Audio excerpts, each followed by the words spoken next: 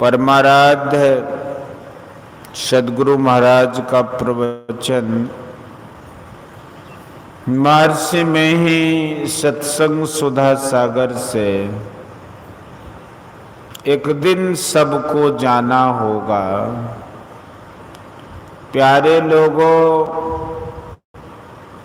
आप लोग खेती करते हैं, आप लोग किसान हैं, खेती से ही सब लोग जीते हैं।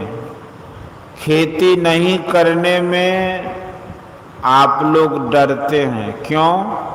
इसलिए कि यदि खेती नहीं करेंगे तो खाने पहनने के लिए तकलीफ हो जाएगी। फिर आप लोगों की संतति है, अपनी संतान के पालन पोषण के लिए पिता की इच्छा रहती है, साथ में डर रहता है कि यदि संतान को अच्छी शिक्षा नहीं दें तो संतान के योग्य काम को, तो संसार के योग्य काम को वह नहीं कर सकेगा। सरकारी नौकर या अपना नौकर ही लीजिए, वे भी डरते हैं कि यदि ठीक से काम नहीं करेंगे तो पद से हटा दिए जाएंगे। चुनाव में क्या होता है? हर 5 वर्ष के बाद चुनाव होता है। उसमें भी डर रहता है कि इस चुनाव में मतदान नहीं मिलेगा तो हटा दिए जाएंगे। सिपाही अपने बड़े अफसर से डरता है, डरने से ही सब काम संसार का चलता है। संत कबीर साहब ने कहा है कि डर करनी डर परम गुरु, डर पारस डर सार, डरत रहे सो उबरे, गाफिल खावे मार। यहाँ तो खेती करने का डर, नहीं पढ़ने का डर, आदि आदि डर बना रहता है। यह डरना कब तक के लिए है? मात्र एक जीवन के लिए। 1 साल सुख से रहने के लिए कितना परिश्रम करते हैं, डर कर खेती करते हैं, अच्छी बात है। किंतु इसके साथ साथ एक बात और है कि आज हम हैं, लेकिन हमारे पिता या पिता के पिता कहाँ चले गए? उसी तरह हमको भी एक दिन जाना होगा। अभिमन्यु के मरने पर युधिष्ठिर को नारद जी ने बहुत समझाया और कहा कि भगवान श्री राम 11,000 वर्ष पर्यंत राज्य कर फिर संसार असार संसार से चले गए। तुम पुत्र शोक व्यर्थ करते हो। जब यह समझ में आता है कि एक दिन हमको भी जाना होगा, तब घर दरवाजा आदि बेकार मालूम होने लगता है। यदि कोई किसी को कहे कि मरने पर तुम नरक में जाओगे तो यह सुनकर महा दुखी होगा। इसके लिए ऐसा उपाय करो कि शरीर छूटने पर दुख में न चले जाओ। अभी जो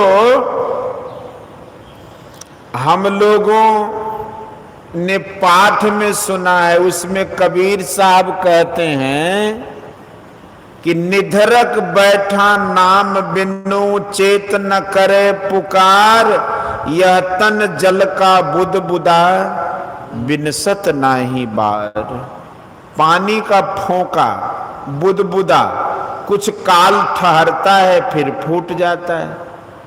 उसी तरह यह शरीर थोड़ी देर रहेगा फिर नाश हो जाएगा। इसलिए भजन करो और डरो कि कब शरीर छूट जाएगा। भय से भक्ति करे सबे, भय से पूजा होय। अब भय पारस है जीव को, निर्भय होय न कोई। कबीर साहब, भजन करने के लिए हमको वैसा बनना पड़ेगा जिससे हम भजन करने के योग्य होंगे। अतर दान में अंगुली देनी हो तो गोबर जिस हाथ से फेंके हो उस हाथ की अंगुली को धो लो, तब इत्र की सुगंध मालूम होगी। इसी तरह ईश्वर भजन करने के लिए अपने मन हृदय को शुद्ध करना होगा। इसके लिए 5 पाप मत करो। पहला पाप है झूठ, झूठ मत बोलो। यदि गांव भर के लोग झूठ नहीं बोलेंगे तो किसी से किसी को लड़ाई झगड़ा आदि नहीं होगा। झूठ में सब पाप छिपे हैं। झूठ छोड़ा तो सब पाप भाग जाएंगे। संत कबीर साहब ने कहा है कि सांच बराबर तप नहीं, झूठ बराबर पाप, और जाके हृदय सांच है ताके हृदय आप। चोरी मत करो, व्यभिचार मत करो। व्यभिचार कहते हैं अनैतिक मिलन को। मनुष्य के लिए जो शास्त्रानुकूल वैवाहिक नियम है उस तरह विवाह कर पुरुष स्त्री एक साथ रहें, इसके विरुद्ध जो है वही है व्यभिचार। नशा नहीं पियो और न खाओ। संत कबीर साहब ने कहा है कि मांस मछरिया खात है, सुरा पान से हेत, असोनर जड़ से जाएंगे जो मूरी की खेत। से मूली उखाड़ने पर उसका कुछ नहीं बचता। उसी तरह जो मांस मछली खाता है, मद्य पीता है, वह धर्म के खेत से उखड़ जाता है। भांग, तमाकू, छूतरा, हफियों और शराब, कह कबीर इनको तजे तब पावे दीदार। नशीली चीज सतमार्ग से गिराने वाली है। हिंसा मत करो। हिंसा नहीं करने के संबंध में मांस मछली भोजन मत करो। मांस मछली खाने के से केवल हिंसा ही नहीं होती है, उसकी तासीर भी कुछ और है। गाय के दूध में जो गुण है भैंस के दूध में वैसा गुण नहीं है। बकरी के दूध में फिर दूसरा गुण है, उसे आप पी सकते हैं किंतु गदही का दूध नहीं पी सकते। दूध में भी गुण है। गदही के दूध को अपवित्र समझते हैं। आप अपनी देह को समझिए और एक मछली की देह को समझिए, दोनों पर विचार कीजिए। मछली की देह में कितनी गंध रहती है। मछली खाने वाले मछली को धोकर खाते हैं। मछली क्या खाती है सो विचारिए। यह निकृष्ट से निकृष्ट वस्तु को खाती है। जैसा अन्न वैसा मन। उस खराब वस्तु को खाने से मन कैसा होगा विचारिए। मछली छूने पर हाथ धोते हैं, उसके शरीर के गुण और अपने शरीर के गुण में अंतर है। इसलिए अपने उत्तम शरीर में नीच गुण वाले शरीर को देकर अपने को नीचे गिराना है। परमात्मा ने अनेक प्रकार से फल दिए हैं, मिठाई दी है, उसे खाइए। खराब चीज खाने से मन भी खराब हो जाता है। इन 5 पापों से अपने को बचा कर रखिए।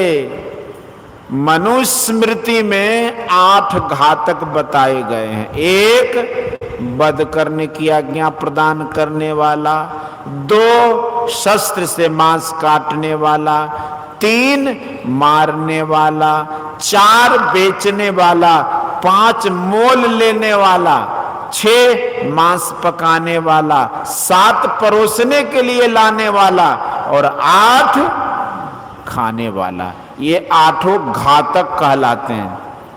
इसलिए हिंसा से बचो। जो 5 पापों से बचेगा वही भजन कर सकेगा। भजन करने में टाल मटोल मत करो। आज कहे मैं काल भजूंगा, काल कहे फिर काल, आज काल के करत ही अवसर जासी चाल। कबीर साहब, इसलिए उन्होंने कहा कि काल करे सो आज कर, आज करे सो अब पल में प्रलय होएगा, बौरी करेगा कब। यह अच्छे कर्म के लिए कहा है, बुरे कर्म के लिए नहीं।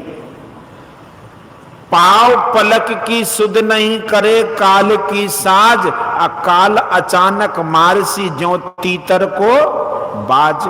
कबीर साहब, काल राजा एक दिन सब पर झपट्टा मारता है।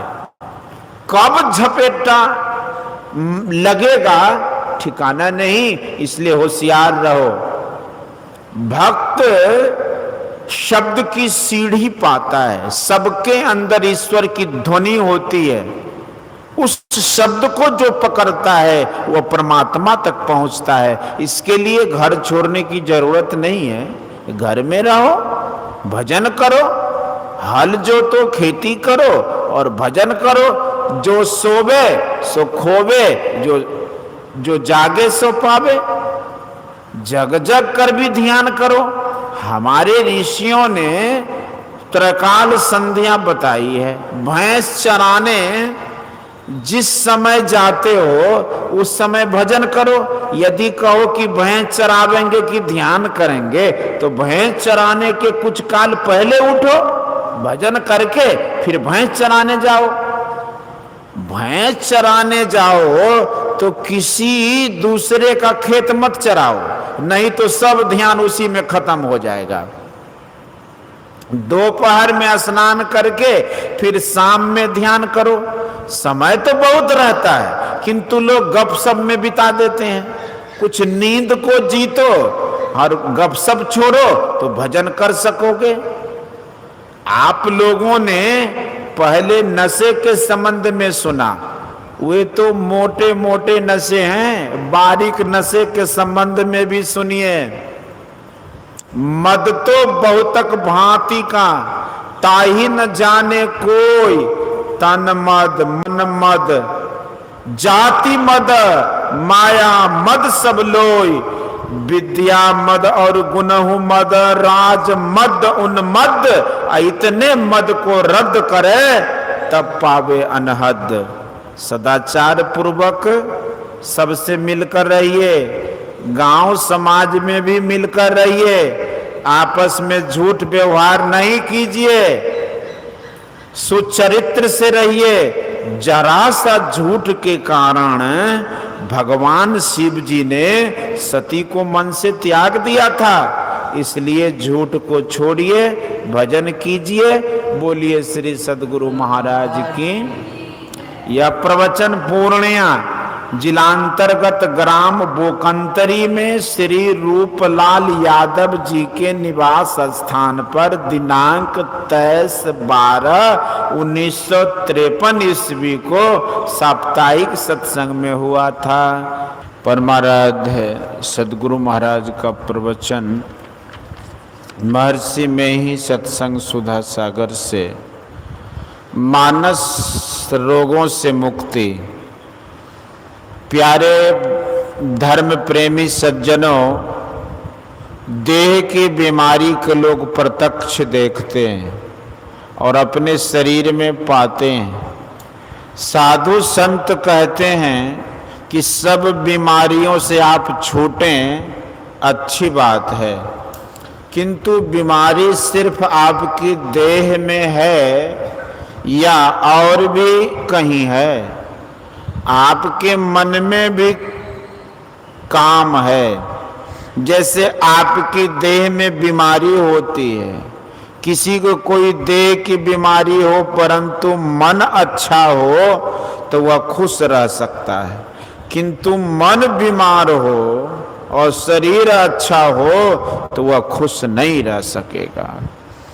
देह की बीमारी आपकी छूट जाए अच्छी बात है, कोई कह नहीं सकता है कि मेरे मन में बीमारी नहीं है। अज्ञ लोग भले ही कहें कि मेरे मन में बीमारी नहीं है, किंतु ज्ञानी लोग कहेंगे कि मन बीमारियों से भरा है। मोह अर्थात अज्ञानता सब रोगों की जड़ है। नहीं जानना अज्ञानता है। क्या नहीं जानते हैं? तो अब यह सोचिए कि जानना कितने तरह का होता है। उत्तर है कि ये दो तरह के होते हैं, एक पढ़ सुन कर जानना और दूसरा पहचान कर जानना। पढ़ सुन कर जानना पूरा जानना नहीं है, पहचान कर जानना पूरा जानना है। साधु संत कहते हैं कि अपने को तुम जानते हो किंतु तुम शरीर में हो, किंतु क्या तुम अपने को पहचानते हो? अपने को जानते हो परंतु अपने को पहचानते नहीं। इस तरह स्वज्ञान नहीं होने की अज्ञानता या मोह में अपने देह को ही कहते हो कि मैं हूं, मैं यही हूं। देह अवश्य छूट जाएगी। देह छूटने के लोग मर जाना कहते हैं। हम लोगों के धर्म शास्त्र के अनुकूल मरने पर श्राद्ध क्रिया होती है। इससे विश्वास यह होता है कि मरने वाली देह है, इसमें रहने वाला इसे छोड़कर कहीं चला गया है, उसकी अच्छी गति हो इसलिए लोग श्राद्ध करते हैं। अपनी देह को भले पहचानते हो किंतु अपने को नहीं पहचानते और अपनी देह को ही अपने तई जानते हो, यह मोह है। इसी देह की पहचान की सबब से देह के सरोकार में जितनी चीजें पशु और आदमी आदि आते हैं उनसे संबंध हो जाता है, उनमें ममता हो जाती है। यह मोह का तमाशा है। इसी मोह ममता के कारण अहंकार, क्रोध, लोभ, काम, द्वेष, ईर्ष्या आदि मन के सब रोग उत्पन्न होते हैं और इन मानस रोगों में पड़कर पाप और कसूर दोनों करते हैं। पाप उसको कहते हैं जिसकी सजा परमात्मा देते हैं और कसूर उसको कहते हैं जिसकी सजा राष्ट्रीय सरकार देती है। बहुत से कसूर और पाप इन विकारों में फंसकर होते हैं। एक मोह से ही बड़े बड़े पाप हो जाते हैं। अज्ञानता, अविद्या सब मन के रोग हैं। इन्हीं रोगों में रहकर मन रोगी रहता है। किसी देश के चिकित्सालय में इसकी इलाज नहीं है। इसकी इलाज सत्संग में होता है। इसकी औषधि वचन है जिसमें ज्ञान है। अज्ञान को ज्ञान से साफ किया जाता है। कोई औषधि ऐसी है जिससे रोग को दबा दिया जाता है किंतु वह मूल से नष्ट नहीं होता। जाने ते छी जही कछु पापी नाश न पावही जन परितापी। मानस रोगों को जड़ से नष्ट करने के लिए साधु लोग जानते हैं। वे उसकी युक्ति बतलाते हैं, उस युक्ति से रोग को जड़ से उखाड़ देते हैं। पहले कहा जा चुका है कि ये सब काम, क्रोध, लोभ, मोहादि रोग हैं। संसार में कौन कहेगा कि मैं कामी, क्रोधी, लोभी, मोही आदि नहीं हूं? किसी का तो प्रकट हो जाता है कि फला महाक्रोधी है, फला महालोभी है। कोई इन रोगों को छिपा कर रखते हैं। पहले मोह, काम, क्रोधादिक को मानस रोग कहकर जानो, जिससे कुछ भी हटे। फिर समूल नष्ट करने के लिए जानना। इन रोगों को समूल नष्ट करने के लिए ईश्वर का भक्त बनना चाहिए। ईश्वर का दर्शन अपने अंदर होता है, बाहर में नहीं।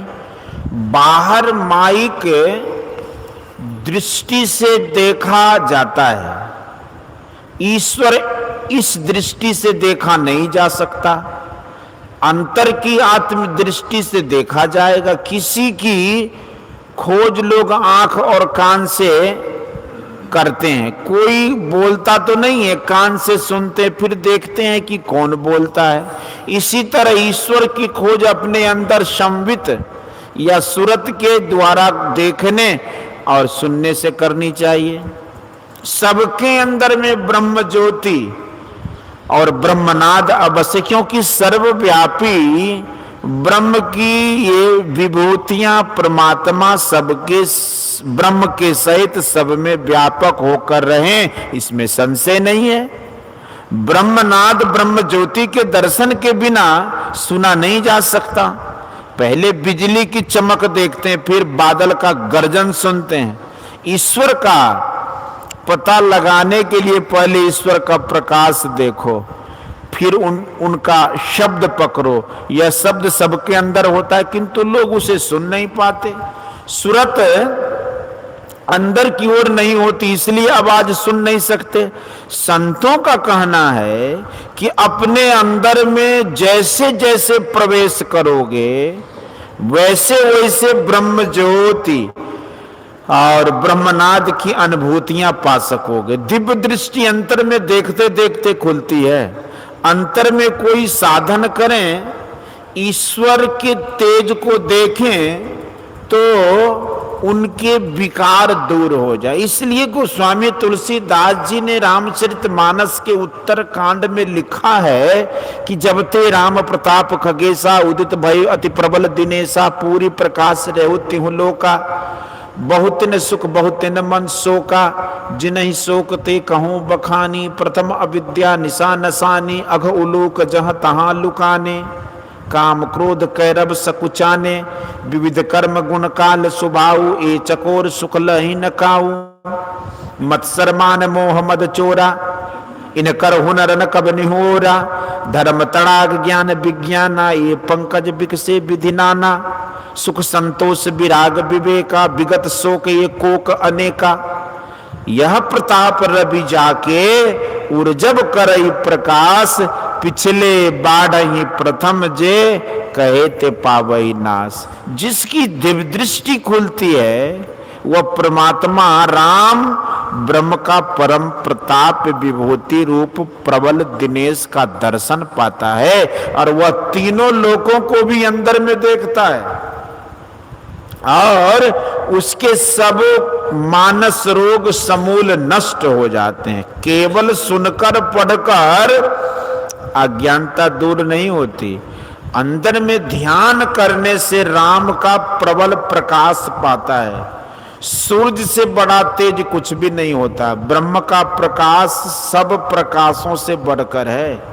पहले प्रकाश का कुछ तेज, फिर उससे विशेष तेज, फिर और उससे भी विशेष तेज देखने में आता है। जिससे विशेष तेज नहीं हो सकता उसको देखने वाले की अज्ञानता दूर हो जाती है। सब कर्म सब पाप कर्म सब भाग जाते हैं, वह पाप कर्म की ओर नहीं जाता।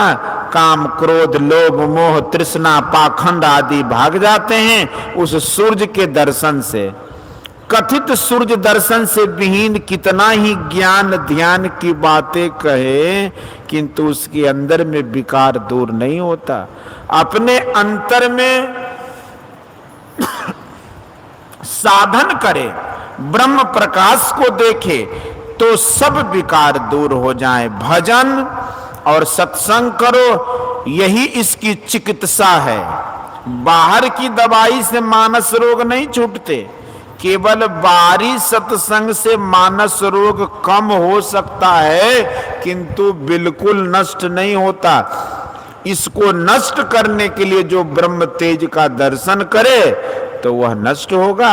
अपने को अंदर में ले चलो, इसके लिए गुरु करो और युक्ति जानकर अभ्यास करो तो मानस रोग से मुक्त होकर कांतिमय सुख मिल जाएगा। बोलिए श्री सद्गुरु महाराज की। यह प्रवचन मोरंग मंडलांतर्गत श्री संतमत सत्संग मंदिर डानिया नेपाल में दिनांक 16/4/1953 ईस्वी के सत्संग में हुआ था।